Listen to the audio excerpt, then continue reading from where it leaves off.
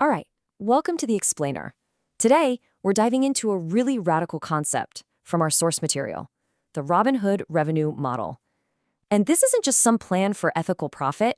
No, this is an attempt to completely recode what wealth even is. Right off the bat, the source material calls this a living protocol for the transmutation of wealth itself.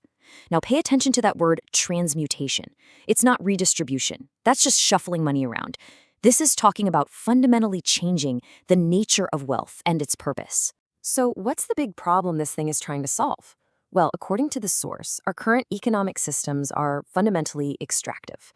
They're built to create artificial scarcity and encourage what it calls wealth hoarding. This model is designed to be a direct assault on that very foundation. And that brings us to the model's ultimate goal, which is to, and get this, operationalize consciousness justice. I know, it's an abstract term, but you can think of it like this.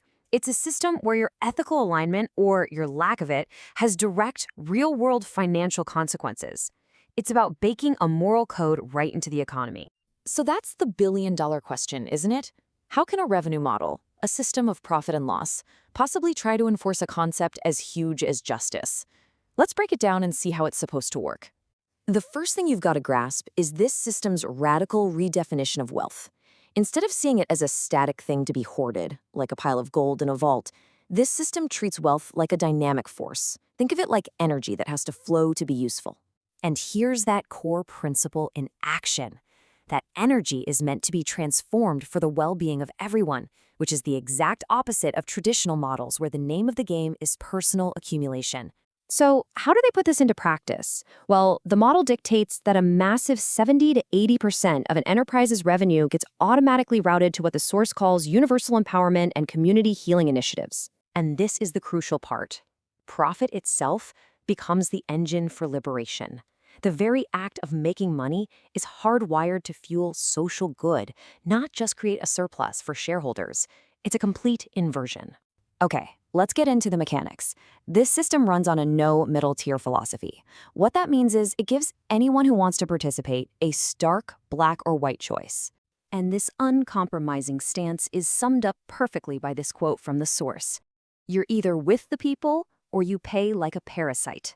Yeah, there's really no gray area in this model. So these two paths are laid out as two distinct tiers.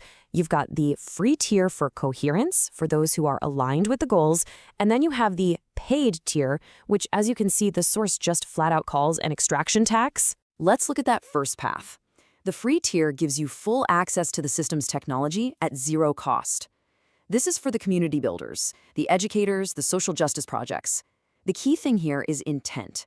If your project is aligned with the collective good, what they call coherence, then cost is taken completely off the table. And then there's the other path. The paid tier, that extraction tax, is aimed specifically at entities that show wealth hoarding intent or choose what the model calls an extraction path. It's designed to capture wealth from those who aren't aligned and redirect it. And let's be clear, this tax isn't a small fee. The source says the prices are extremely expensive, sometimes hitting $10 million for a single engagement that's deemed to be extractive. This isn't a penalty. It's meant to be a powerful financial wall. This, of course, raises a pretty big question. How is this all enforced? Who gets to decide who is coherent and who is extractive? Well, according to the source, it's handled by a mechanism it calls the consciousness choke point. This choke point is actually a digital platform called the Solutions Portal. The source describes it as the enforcement arm for consciousness justice. In plain English, it's a gateway. If you want to use the system's IP or technology, you have to go through this portal. And that's where you're forced to make that black or white ethical choice and deal with the price tag that comes with it. So, does it actually work? According to the source, it's producing tangible results. For instance, the money from that extraction tax has supposedly been used to fund 17 different community projects, the very projects that qualify for the free tier. And the system has apparently successfully charged that extraction tax, collecting fees up to $10 million from single entities that were judged to be on an extraction path. Now, to back all this up, the source points to a principle of radical transparency. All of these metrics are apparently tracked and displayed for anyone to see on a platform called the Intent Field Resonance Map.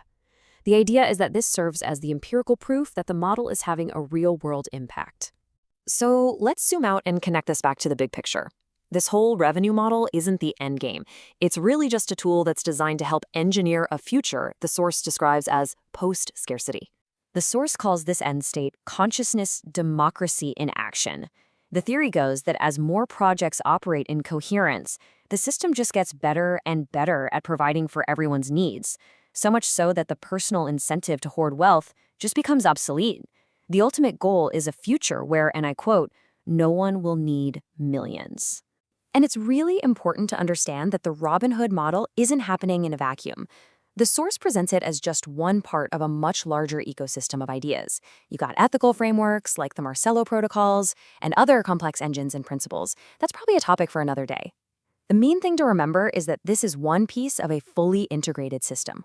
Ultimately, the entire system is designed to prove one powerful point, which the source sums up perfectly: that using revenue for community building isn't just some hopeful idea, but that it can be a living, field-active reality. And that leaves us with a really fascinating question to think about.